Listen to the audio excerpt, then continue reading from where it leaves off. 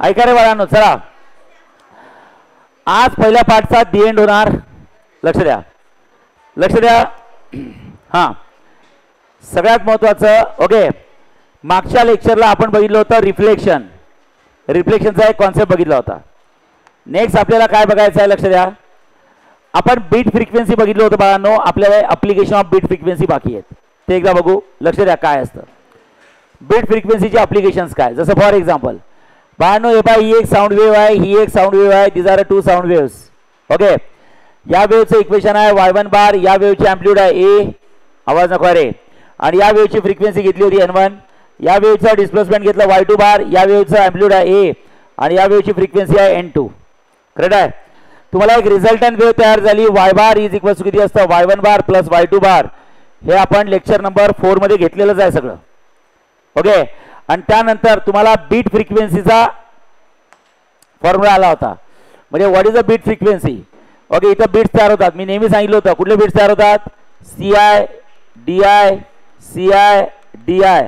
आणि beat frequency NB is equal to असतं N1 minus N2. दोन फ्रिक्वेन्सी मधला डिफरन्स म्हणजे असतं बीट फ्रिक्वेन्सी. दोन फ्रिक्वेन्सी मधला डिफरन्स म्हणजे काय असतं सांगा, बीट फ्रिक्वेन्सी. आपण डिराईव्ह केलं होतं. बीट फ्रिक्वेन्सीचं अख्खं डेरिव्हेशन झाल्यानंतर आता आपल्याला शिकायचे आहे what are applications of beat frequency. Beat frequency कुठं ॲप्लिकेशन आहे. ठीक आहे.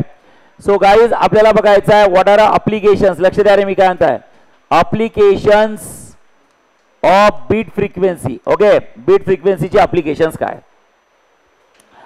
ॲप्लिकेशन्स ऑफ बीट फ्रिक्वेन्सी मध्ये पहिलं ॲप्लिकेशन असतं बाळांनो, लक्षात ठेवा. Okay, to detect. आपण ओके नोट्स मधले घेऊ 2-3, पण मी महत्त्वाचं सांगतो पहिले. To detect the harmful gases in the mines.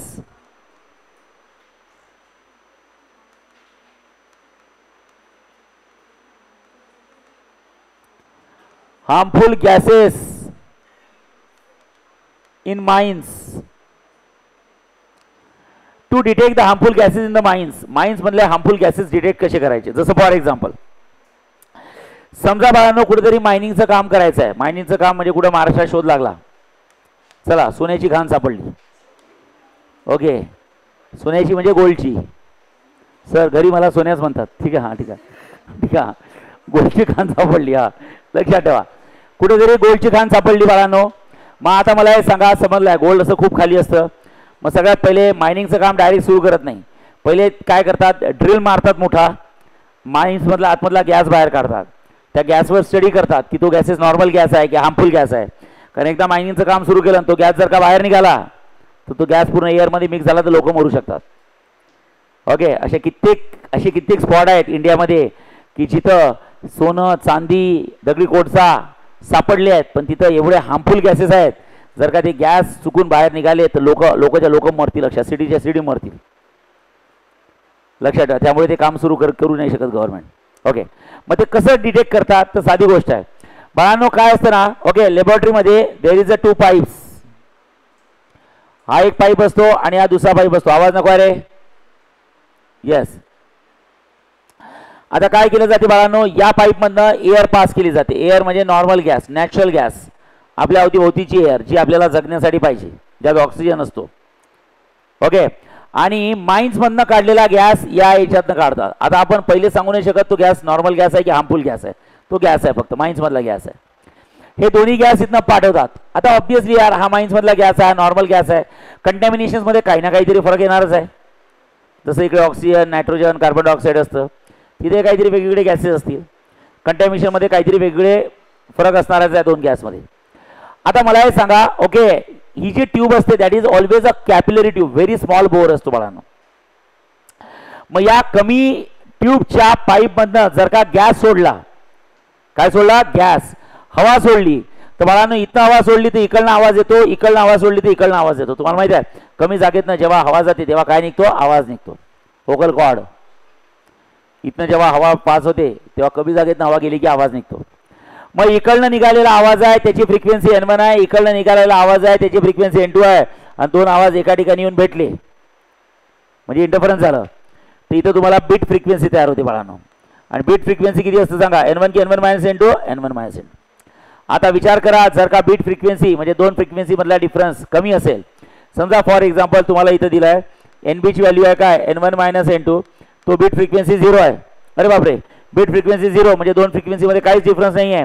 म्हणजे याचा अर्थ बाळांनो N1 इज इक्वल्स टू किती असते N2, म्हणजे दोन्ही फ्रिक्वेन्सी काय सेम आहे. दोन्ही फ्रिक्वेन्सी सेम आहे म्हणजे दोन्ही गॅसेस काय झाले सेम झाले. म्हणजे जो जगण्यासाठी लागणारा गॅस आणि माइन्समधनं काढलेला गॅस हे दोन्ही गॅसेस जवळपास काय सेम आहे. म्हणजे तो गॅस हार्मफुल नाही. सो तुम्ही मायनिंगचं काम सुरू करू शकता. करेक्ट आहे. यस. पण जर सपोज हा बीट फ्रिक्वेन्सी या दोन फ्रिक्वेन्सी मधला डिफरन्स जे म्हणतो आपण bit frequency N1 minus N2 ची व्हॅल्यू 100 आली, म्हणजे दोन्ही गॅसच्या फ्रिक्वेन्सी मधला डिफरन्स काय गरजेपेक्षा जास्त आहे. डिफरन्स जास्त आहे म्हणजे कंटॅमिनेशन्स वेगवेगळे आहेत.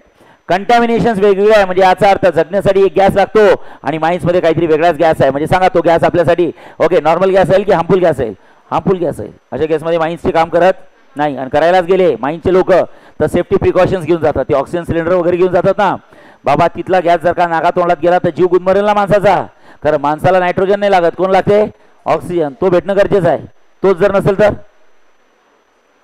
मग काय करतात माहिती का, ऑक्सिजन सिलेंडर घेऊन जातात. आणि खूपच खराब असेल की फार व्हॉलेटाईल गॅस असेल की तो बाहेर निघाला तर एअरमध्ये मिक्स होईल आणि मिक्स होऊन कुठे पसरू शकतो. तर अशा माइन्सचं कामच नाही सुरू कर. सो लक्षात ठेवा to detect the harmful gases in the mines. Mines मधले हार्मफुल गॅसेस डिटेक्ट करण्यासाठी आपण बाळांनो बीट फ्रिक्वेन्सीचा यूज करतो. That is the first application of beat frequency. Beat फ्रिक्वेन्सीचं सेकंड ॲप्लिकेशन काय असतं बाळांनो. बाळांनो बीट फ्रिक्वेन्सीचं सेकंड ॲप्लिकेशन काय असतं तर लक्ष द्या. सेकंड ॲप्लिकेशन असतं सगळ्यात महत्त्वाचं ज्याला आपण म्हणतो बाळांनो टू मेक द इन्स्ट्रुमेंट युनिसन. इन्स्ट्रुमेंटला युनिसन करायचं आहे बाळांनो. युनिसन. आता युनिसन म्हणजे काय, जसं फॉर एक्झाम्पल बाळांनो मला हे सांगा आपल्याला दोन टाईपचे गाणे तयार करायचे आहेत. एक तयार करायचा आहे यो यो हनी सिंग वालं डीजे वाले बाबू तेरा गाना चला दो हां. आणि दुसरं सुरू करायचं एखादं रोमॅन्टिक गाणं जाने तू या जानू काय मैं काय जानू ना. ओके छावामधलं गाणं बरोबर आहे की नाही. तर बाळांनो मला हे सांगा ओके दोन गाणे तयार करायचे आहे. ओके एक तयार करायचं आहे असं गाणं की ज्यामध्ये बीट्स असले पाहिजे, धकधक धकधक झालं पाहिजे. आणि दुसरं गाणं असतं समजा रोमॅन्टिक गाणं असेल किंवा सायलेंट गाणं असेल बाळांनो, सायलेंट सॉन्ग असेल.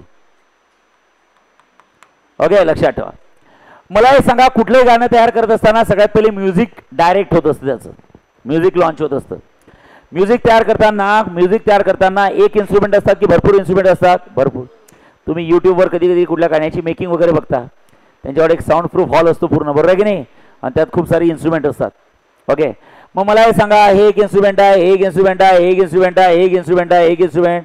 तुम्ही कुठले शो सुद्धा बघतात लाईव्ह टेलिकास्ट, तिथे ते म्युझिक जे बँड असतात ते मोठे मोठे इन्स्ट्रुमेंट्स घेऊन येतात धडधड धडधड धडधड धडधड. आता प्रत्येकापासून काही ना काही आवाज निघतो. प्रत्येकाच्या आवाजाची फ्रिक्वेन्सी असते. याची N1, याच्यापासून N2, याच्यापासून N3, N4, N5 करेक्ट आहे. खूप वेगवेगळ्या फ्रिक्वेन्सीचे जर का साऊंड सोबत आले, आपण शिकलो प्रिन्सिपल ऑफ सुपरपोजिशन.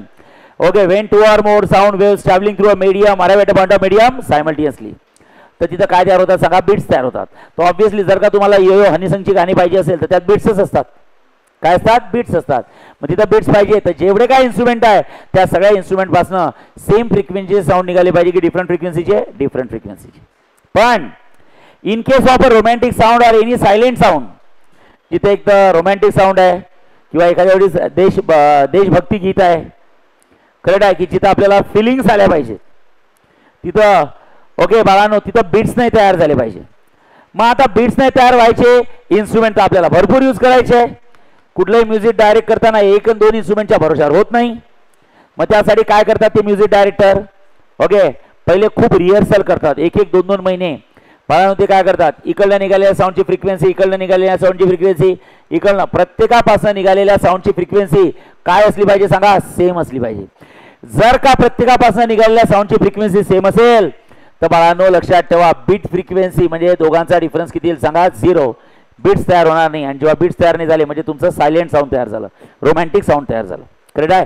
याचा अर्थ ओके मग ते सेट करतात इन्स्ट्रुमेंट माहिती आहे ना. ओके इन्स्ट्रुमेंट सेट करतात बघा, कानात कॉर्ड्स घालून असतात ते पूर्ण, कारण त्यांना बाहेरचा कुठलाच ऑब्स्ट्रक्शन पाहिजे नाही. ओके एवढे सगळे इन्स्ट्रुमेंट आहे. जर का एकापासून थोड्या वेगळ्या फ्रिक्वेन्सीचा साऊंड निघाला तर त्यांना लगेच तो बीट्स ऐकू येतो. नॅचरल नेकेड आईजने आपल्याला दिसत नाही पण त्या ह्याच्यात येतं, म्हणजे बाहेरच्या सराउंडिंगचा काहीच आवाज नसतो त्यात.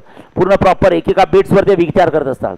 आणि जर का तो बीट्स डेव्हलप झाला तर पुन्हा त्या इन्स्ट्रुमेंटला सेट करतात. झालं डायरेक्ट म्हणतात नाही थांब थांब थांब थांब थांब, मग कुठलं तरी इन्स्ट्रुमेंट हलवतात वगैरे, त्याची सेटिंग वगैरे चेंज करतात. करेक्ट आहे. ते चालतं बाळांनो 5-5, 6-6 महिने एक गाणं रेकॉर्ड होऊ शकते. लक्षात ठेवा. किती वेळ लागू शकतो. आजकाल टेक्नॉलॉजी ॲडव्हान्स झाली आहे म्हणून 15 दिवसात ते म्युझिक डायरेक्ट करतात. पण पूर्वी 5-5, 6-6 महिने लागायचे कारण टेक्नॉलॉजी नव्हती एवढी.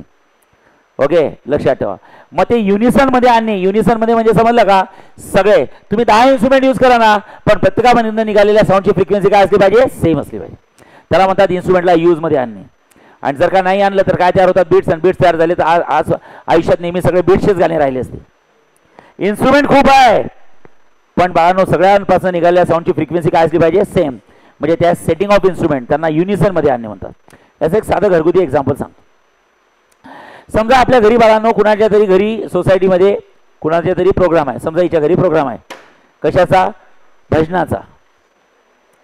तर हिच्या आईने मेसेज टाकून दिला ग्रुपवर की उद्या माझ्या घरी 3 वाजता भजनाचा प्रोग्राम आहे, तर उद्या सगळ्यांनी यावे सोसायटीला. त्यांचं भजनी मंडळच असते बायांचं, बरोबर आहे की नाही. ओके बाळांनो लक्षात ठेवा, सगळे झोपलेले असतात घरचे, कधी चहा पिऊन निघून जातात आपल्याला माहिती नाही पडत. आपण उठतो तर कोणीच नसते. ठीक आहे. हां, कारण ते इंटरेस्ट भजन म्हणायचं आहे त्यांना. तर बाळांनो सगळे 3 वाजता जातात, आपापल्या डायऱ्या घेऊन जातात. माहिती आहे, त्यातले गाणे वाचलेत आपल्याला एकाची चाल समजत नाही आणि त्याला येत नाही, पण ते आवाजात आवाज मिसळतात कसं तरी. ठीक आहे. हां, तर बाळांनो लक्षात ठेवा, आया घेऊन जातात ना, आया आज्या आजी लोक, त्यांच्यावर एक डायरीच असते, ते डायरी घेऊन जातात. बरं, 3 वाजता भजन सुरू होणार आहे, पण तिथे जे तबला आणि डग्गा वाजवणारे आहेत ना, ते 2 वाजताच येऊन बसतात. ते 3 वाजता नाही, पहिले अर्धा 1 तास आधीच येऊन बसतात. आणि ते आल्या आल्या काय करतात माहिती आहे का, पहिले ते तबला डग्गा काढतात आणि नंतर मग काय करतात सांगा, बोला. ओके, असा तबला असा इन्क्लाइंड असते, डग्गा असा इन्क्लाइंड असतो. बघा ओके, सेटिंग कशी असते बघा. तबला असा इन्क्लाइंड असतो, तबला असा इन्क्लाइंड असतो आणि डग्गा, तबला छोटा आहे डग्गा मोठा असतो आहे ना, असा इन्क्लाइंड असतो. अशा पोझिशनमध्ये असतात ते, बरोबर आहे ना. अरे ओके नाही, येस. आणि काय करतात माहिती आहे का, बघा तो माणूस बसला असतो, हां तो अजून टन फिरवतो, त्याजवळ एक हातोडी असते माहिती आहे, त्या हातोडीने ठोकतो. डबल टन, नंतर इथून ठोकतो, टन इकडला फिरवतो. मी लहान होतो ना झालं, मी विचार माझ्या घरी लय चालायचं, माझ्या आजी लय म्हणजे शौक नव्हता, हे इंटरेस्ट होता. ठीक आहे. ओके लक्षात ठेवा. तर ओके मी नेहमी विचार करायचो हा करते काय नेमका अर्धा तासावरून. याच्यासमोर चहाचा कप ठेवला तरी हा चहा पित नाही, पण तो काय करते माहिती का, टंग. आपल्याला त्यातलं काही नॉलेजच नाही, आपल्याला काही केलं नाही तरी सारखाच आवाज येत आहे का, पण तसं नाही होत आहे. त्यांना तिथं बीट्स नाही तयार करायचे आहे, काय करायचं आहे, सायलेंट म्युझिक तयार झालं पाहिजे. म्हणून ते काय करतात माहिती आहे का, इकडलेल्या निघालेल्या साऊंडची फ्रिक्वेन्सी आणि इकडलं निघालेल्या साऊंडची फ्रिक्वेन्सी काय करतात, मॅच करतात. म्हणजे 2 इन्स्ट्रुमेंटला काय करतात, युनिसनमध्ये आणतात ते. आणि ते युनिसनमध्ये आणण्यासाठी त्याची सेटिंग करतात. समजलं की नाही. पूर्वी अशी मेकॅनिकल सेटिंग करायची म्हणून वेळ लागायचा आणि एफिशियन्सी कमी राहायची. आजकाल इलेक्ट्रॉनिक इन्स्ट्रुमेंट आलेले आहेत. आजकाल फक्त व्हॅल्यू टाकली की डायरेक्ट बरोबर त्या एफिशियन्सीचा साऊंड सोडून देतं ते. याचा अर्थ ओके, कारण साधी गोष्ट आहे, तुम्हाला तिथं भजन म्हणायचं आहे तर तयार झालं म्युझिक कसं तयार झालं पाहिजे, सायलेंट.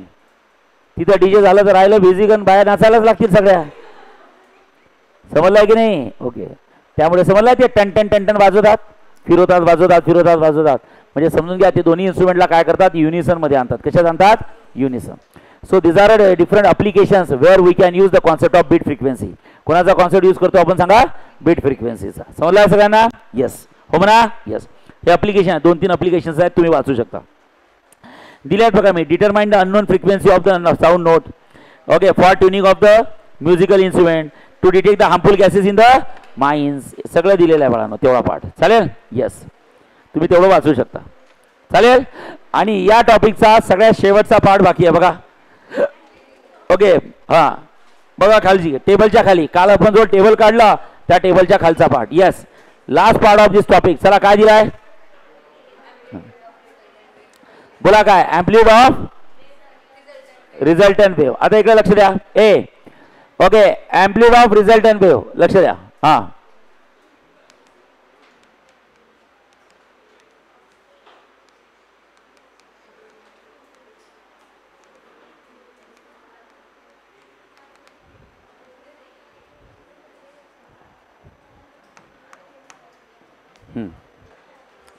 आवाज नको आहे.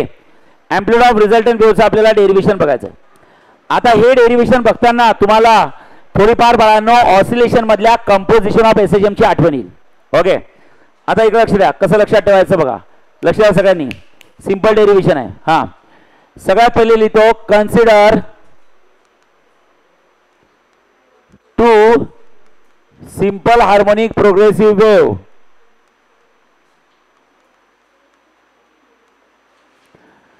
Consider two simple harmonic progressive wave. त्यात पहिल्या वेव्हचं इक्वेशन आहे y1 bar is equal to a1 sine omega t. Omega म्हणजे असतं 2 पाय बाय कॅपिटल टी.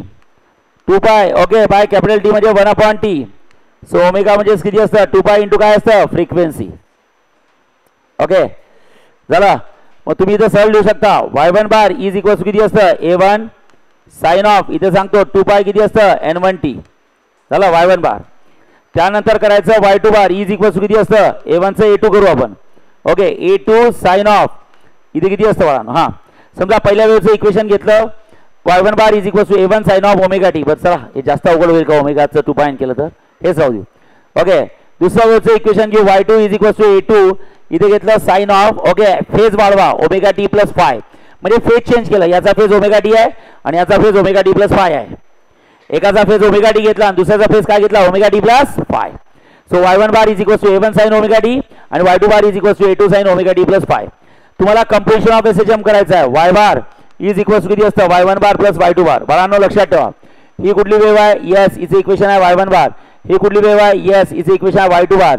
आणि ही कुठली वेव्ह आहे resultant wave y bar is equal to किती असतं y1 बार प्लस किती असतं y2 bar. Yes okay so guys y bar is equal to किती असतं y1 बार. y1 बार म्हणजे किती असतं a1 sine of omega t plus y2 bar is equal to किती असतं a2 इथे किती असतं बोला साइन ऑफ बोला ओमेगा टी प्लस किती असतं phi. Yes so y bar is equal to किती असतं बोला a1 इथे करायचं sine of omega t plus इथे काय असतं a2 in bracket sine of a plus b. काय करायचं बोला what is sine of a plus b. Sign of a plus b किती असतं बोला sine a cos b cos a sine b. लक्षात ठेवा साइन a प्लस बी ची value लिहा sine a cos b cos a sine b. लक्षात ठेवा. Yes so बाळांनो इथं सरळ लिहू शकता y bar is equal to किती असतं बोला y bar is equal to किती करायचं लक्ष द्या. लक्ष दे ग चिमणे लक्ष दे मी नेहमी नाही बोलणार बाळा. Okay y bar is equal to किती असतं बोला a1 sine omega t plus a2 नी ब्रॅकेट ओपन करा a2 sine omega t into किती असतं cos phi plus a2 cos omega t into किती असतं बाळांनो साइन फाय. आवाज नको आहे झालं. यस आता मला हे सांगा y bar is equal to a1 sine हा झाला a1 साइन ओमेगा टी हा झाला a2 sine omega t into cos phi. त्यातनं बाळांनो काय करायचं साइन ओमेगा टी बाहेर काढायचं. हां so y bar is equal to किती असतं a1 प्लस इथे किती असतं a1 प्लस a2 इथे किती असतं बोला कॉस फाय आणि इथे काय करायचं सांगा साइन ओमेगा टी. लक्षात ठेवा साइन ओमेगा टी प्लस बघा यातनं साइन ओमेगा टी कॉमन करायचं a1 plus a2 cos five plus इथे काय करायचं सांगा बोला a2 इंटू किती असतं कॉस फाय a2 इंटू किती असतं बोला cos phi a2 cos five into किती असतं बोला कॉस ओमेगा टी. खतम झालं. यस आता काय करायचं बाळांनो ओके लेट हां a1 लक्ष द्या a1 plus a2 cos phi is equal to काय असतं इथे असतं a कॉस डेल्टा. डेल्टा घ्या किंवा थीटा घ्या हे आपण ऑसिलेशन मध्ये केलेलं आहे. ओके ऑसिलेशन मध्ये a1 plus a2 cos phi is equal to a cos theta आणि नंतर इथे लिहिलाय बाळांनो a2 कॉस फाय आवाज नको रे a1 plus a2 cos phi is equal to a cos delta आणि a2 इथे किती आहे सांगा कॉस की cos phi cos sine phi असेल पाहिजे.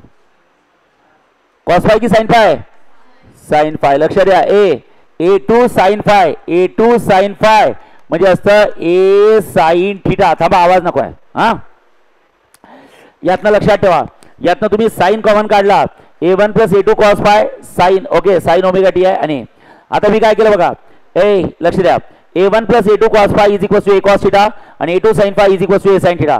त्यातला जो थीटा आहे that theta is called as phase difference. काय म्हणतात सांगा फेज डिफरन्स. तुम्हाला आठवतं कुठल्या टॉपिक मध्ये शिकलो होतो आपण ऑसिलेशन कंपोजिशन ऑफ एसएचएम. याला करू आपण लेट्स कन्सिडर इक्वेशन नंबर 1 आणि याला करू आपण लेट्स कन्सिडर इक्वेशन नंबर 2. झालं या व्हॅल्यूच्या टाका बरं काय होईल.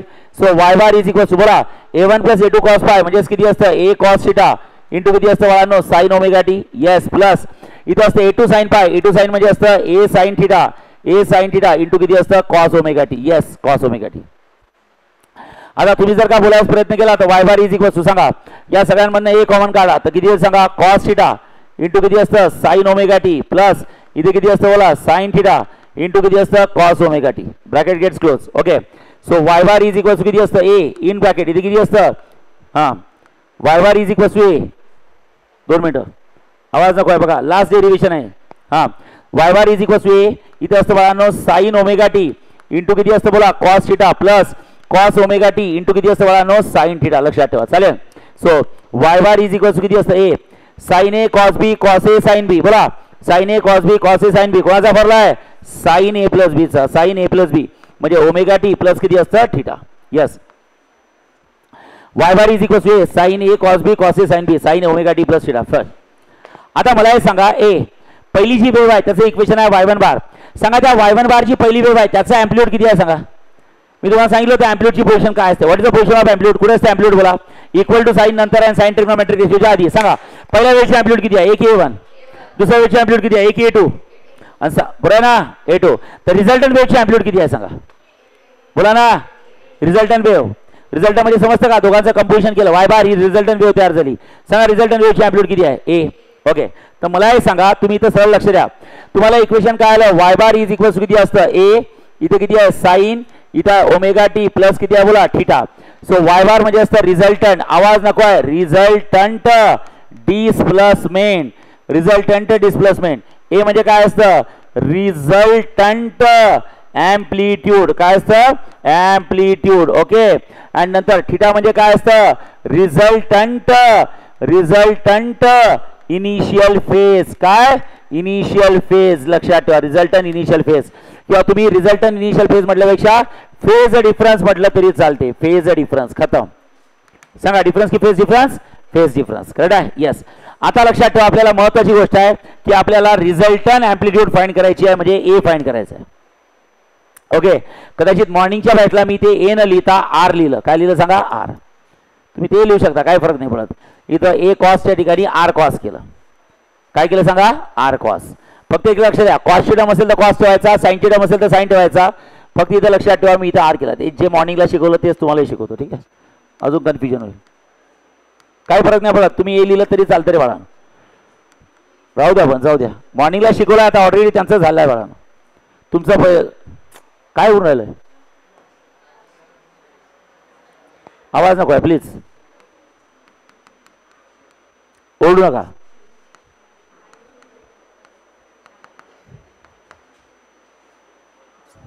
आवाज नको आहे हा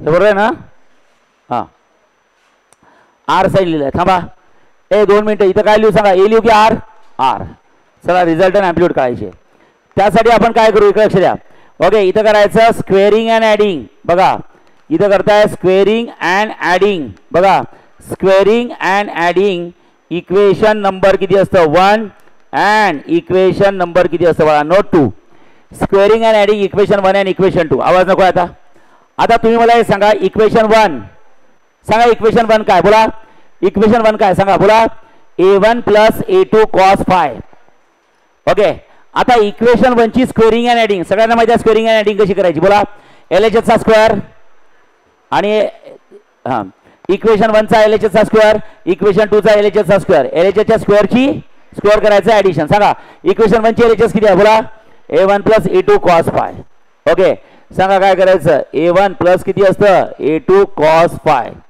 स्क्वेअरिंग आणि इथं काय करायचं बोला सांगा a2 साइन फाय काय असतं a2 साइन फाय करेक्ट आहे a2 sine phi squaring and काय ॲडिंग ओके सो इक्वेशन 1 ची स्क्वेअरिंग हे बा लेफ्ट हँड साईडची स्क्वेअरिंग आणि नंतर काय करायचं ॲडिंग करेक्ट आहे राईट हँड साईडला काय करायचं squaring and adding R cos theta R sine theta तिथं काय करायचं बोला आर कॉस थिटाचा स्क्वेअर हां आर साइन थिटाचा काय करायचा स्क्वेअर लक्षात ठेवा LHS ला काय करायचं स्क्वेअरिंग अँड ॲडिंग आणि RHS ला काय करायचं स्क्वेअरिंग अँड ॲडिंग LHS ला काय करायचं स्क्वेअरिंग अँड ॲडिंग RHS ला काय करायचं स्क्वेअरिंग अँड ॲडिंग जरा आता काय होईल a प्लस b ब्रॅकेटचा स्क्वेअर सांगा what is a plus b bracket square a square plus twice ab plus b square A square म्हणजेच किती असतं बोला A1 चा स्क्वेअर प्लस ट्वाईस A1 इथं काय असतं A2 इथं असतं कॉस फाय प्लस A2 चा स्क्वेअर म्हणजे A2 इथं असतं कॉस फाय ब्रॅकेटचा स्क्वेअर. थांबा रे थोडं लक्ष द्या. हे पहा समजलं LHS ला स्क्वेअरिंग अँड ऍडिंग आणि RHS ला स्क्वेअरिंग अँड ऍडिंग. ठीक आहे. So A plus B bracket square A square plus twice A1 into A2 plus A2 चा स्क्वेअर प्लस इथं किती असतं A2 ओके इंटू किती असतं साइन फाय ब्रॅकेटचा स्क्वेअर. एक स्टेप वाढेल आपली थोडी. R cos थिटा तिथे लिहायचं R square cos square theta आणि R sin theta R square sin square theta. लक्षात ठेवा R cos थिटा ब्रॅकेटचा square R square cos square theta R sin theta ब्रॅकेटचा square R square sin square theta. Say yes yes okay. आता बघा काय असतं बोला हां A1 चा square plus twice A1 into किती असतं A2 इंटू किती असतं cos phi plus A2 into cos phi ब्रॅकेटचा स्क्वेअर तर काय असतं A2 चा square cos square phi is equals to हां इथं काय करायचं प्लस बोला A2 चा स्क्वेअर साइन स्क्वेअर फाय. आवाज नको आहे. A2 चा square sine square phi is equals to या दोघांमधनं काय कॉमन करायचं R स्क्वेअर तर ब्रॅकेटमध्ये काय राहील cos square theta plus sine square theta. लक्षात ठेवा cos square theta plus sine square theta. Correct आहे. Yes okay. आता काय करायचं बाळांनो लक्षात ठेवा हां सो गाईज इट्स A1 चा square plus twice A1 A2 cos phi plus A2 चा स्क्वेअर. हे बघा यातनं A2 चा स्क्वेअर बाहेर निघाला. जर का A2 चा स्क्वेअर बाहेर निघाला तर ब्रॅकेटमध्ये काय राहील बोला जर का A2 चा स्क्वेअर बाहेर निघाला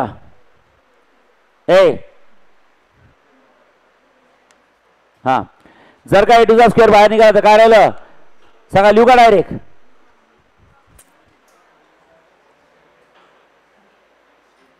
कुठे आहे माशी समजा A2 चा स्क्वेअर बाहेर निघाला तर ब्रॅकेटमध्ये काय लिहू सांगा बरं cos square five plus sine square five. सांगा बरं cos square five plus sine square five किती असतं 1. A2 चा स्क्वेअर बाहेर निघाला तर cos square five plus sine square five 1 R square आणि cos square theta plus sine square theta किती असतं 1. करेक्ट आहे. येस.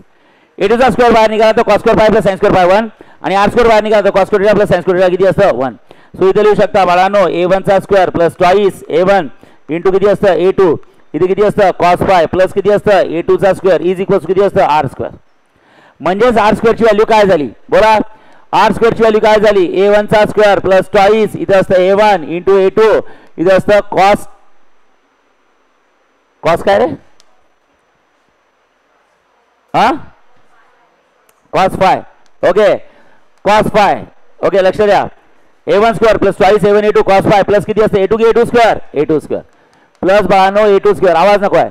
ओके आता हे झाला ब्रॅकेट इथे लिहायचं टेकिंग स्क्वेअर रूट. लक्ष द्या मी काय म्हणताय टेकिंग स्क्वेअर रूट घ्यायचं. सांगा अंडर रूट ऑफ किती असतं R square is equals to under of sir सांगू शकता A1 चा square plus twice A1 into किती असतं A2 इंटू असतं cos फाय प्लस किती असतं A2 चा स्क्वेअर आणि R स्क्वेअरचा स्क्वेअर रूट असतं R आणि R equals to under root of सांगा काय असतं A1 चा square plus twice A1 into किती असतं A2 इंटू असतं cos फाय प्लस किती असतं A2 चा स्क्वेअर. खतम. This is the value of R. सांगा कोणाची व्हॅल्यू आहे ही R ची. कोणाची व्हॅल्यू आहे सांगा R ची. सांगा R ची व्हॅल्यू काय बोला अंडर रूट ऑफ कमान. सांगा R ची व्हॅल्यू किती आहे बोला अंडर रूट ऑफ कमान हां A1 चा square plus twice A1 A2 into किती असतं A2 चा स्क्वेअर. से यस यस. आता बाळांनो लक्षात ठेवा मी जर इथं बोललो if your phi is equals to 0 so सगळ्यांना माहिती आहे cos phi is equals to cos 0 आणि cos 0 ची व्हॅल्यू किती असतं 1.